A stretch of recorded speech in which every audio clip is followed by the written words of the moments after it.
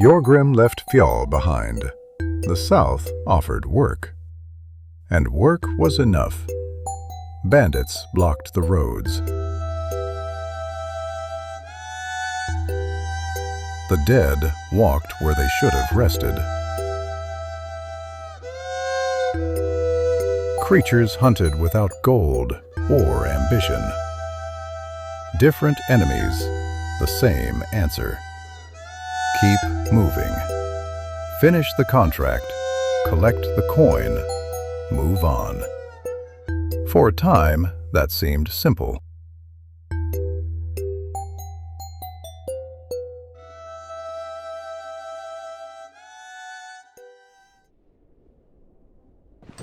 Morning came slowly to Osbrook. Jorgrim gathered his belongings in silence. Useful things rarely stayed where they belonged for long. One item drew Brook's attention, a carpenter's plane, old but well made. According to the innkeeper, it belonged to Jorg, the carpenter of Osbrook. Valuable enough that its owner might pay to see it returned. That was reason enough. Gold was gold. The workshop stood where it always had. Jorgrim handed over the plane. No bargaining, no questions. The carpenter recognized it immediately. A few coins changed hands. Simple, direct. The kind of exchange Jorgrim preferred. The tool had found its way home, and he had earned something for the trouble. That was enough. For now. With a few extra coins in his pouch, Jorgrim made one final stop before looking for work. Steel wore down like anything else. A worn axe meant slower work. Slower work meant longer fights. The next job, and the last one available, was the brewery. The road was short enough for Osbrook to remain visible for most of the journey. Aldor had called them bandits. That part was easy to understand. Bandits were familiar. Jorgrim had spent most of his life among men like them. When the brewery came into view, something felt wrong. Bandits rarely settled in one place. They took what they wanted, then disappeared before armed men came looking for them. This was different. As Jorgrim approached, the owner stepped forward and offered his version of the story. The brewery belonged to him. According to Crom, Aldor wanted control of the brewery and had sent armed men to make it happen. The reward remained the same, only the target had changed. For Jorgrim, that simplified things. The story had changed, the work had not. Armed men still stood between one man and what he claimed was his. That part felt familiar. Jorgrim adjusted his grip on the axes and set out to find them. The men waiting ahead were still armed, and armed men were a problem he understood.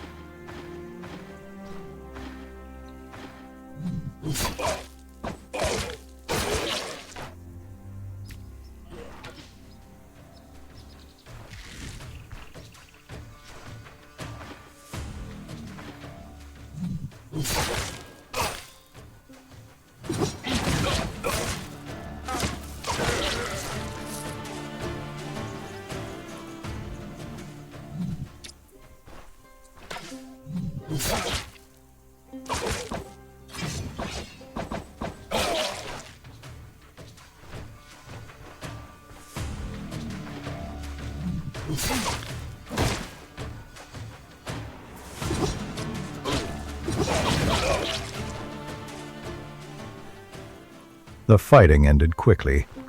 The men Aldor had sent would not be returning. Jorgrim gathered what remained useful. The rest stayed where it fell. Crom proved to be a man of his word. The reward was paid, the horses were secured, the wagon was ready. Even a barrel of beer found its place among the supplies. Jorgrim returned to the village one last time. Odar was displeased. That changed little. The old man had tried to solve a problem through hired steel. The attempt had failed. Failure had a cost. Jorgrim made sure of that before leaving. There was little reason to remain after that. The contracts were gone. The roads around Osbrook were quiet once more.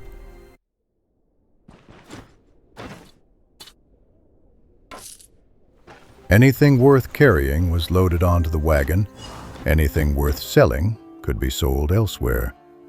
The south was larger than Osbrook. Larger opportunities waited beyond it. As the village disappeared behind them, Jorgrim looked ahead. Harder roads, harder work, better pay. For now, that was enough.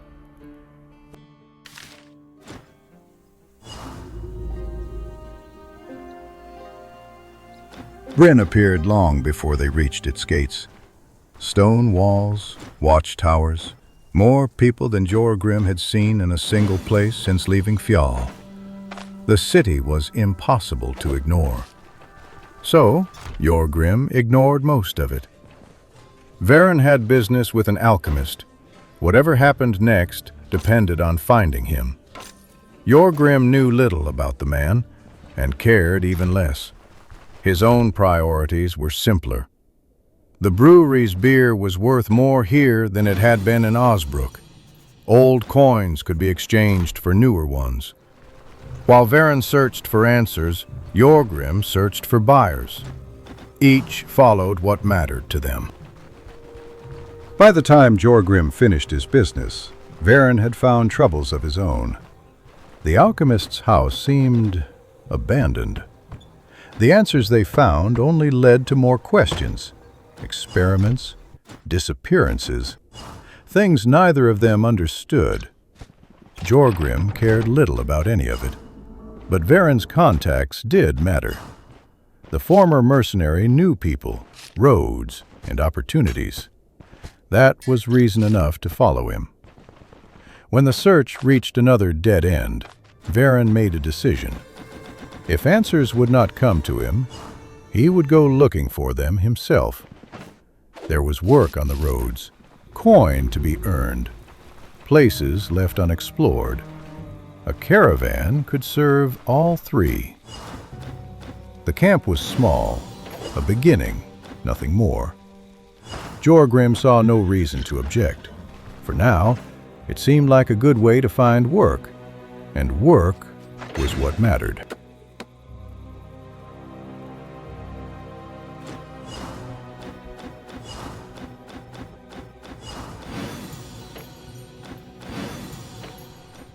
And Varen understood something Jorgrim did not. A camp could not survive on wagons and supplies alone. Sooner or later, everything broke. Weapons, armor, tools. And broken things needed a smith. That task fell to Jorgrim. Not because he enjoyed talking to people, quite the opposite. But a useful camp needed useful hands. Darrell seemed reluctant at first. Fortunately, some things were familiar. Ale, taverns, men looking for a better opportunity than the one they already had. Jorgrim knew that language well enough. Life in Fjall had taught him that much.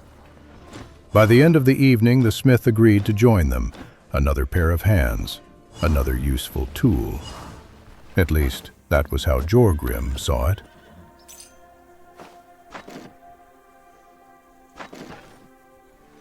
Mannshire waited beyond the hills, a settlement somewhat larger than Osbrook. More merchants, more contracts, more opportunities. In many ways, it felt like a return to routine. Varen's contacts provided names and directions, merchants with requests, people willing to pay for work. Jorgrim listened, remembered what mattered, ignored the rest. A map changed hands. Mannshire was larger than Osbrook. Knowing where things were had value. Then he asked for work. His first contract in Mannshire. More dangerous than the ones in Osbrook, better paid as well. That was enough. Then came the supplies, consumables for the road, equipment for the next contract. And whenever coin allowed it, something for the camp. The camp was still small, still fragile, but useful things were worth maintaining. That much made sense to him. Work remained the priority. It always would. Yet for the first time in a long while, not everything he carried was meant for himself.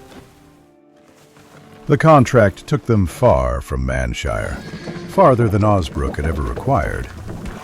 The wagon moved slowly along the southern roads. The camp was still small, but it served its purpose. As the sun began to fade, they raised a fire beside the road. A simple meal, a little rest, enough. The fort waited ahead. The men of Mannshire paid better than those of Osbrook. That meant only one thing. They expected results that were harder to obtain. Jorgrim had taken dangerous jobs before. The difference was that now the pay matched the risk. When night fell, he picked up his axes. Everything else could wait. Work could not. Jorgrim noticed the difference immediately. There were more guards than he had expected. A direct assault would work, eventually. But there were easier ways to do the job, ways he understood. The night covered his approach as he moved between trees and patches of brush. A raider survived by choosing where the fight began. Jorgrim intended to do the same. Sooner or later, one of them would leave the safety of the fort to satisfy their curiosity.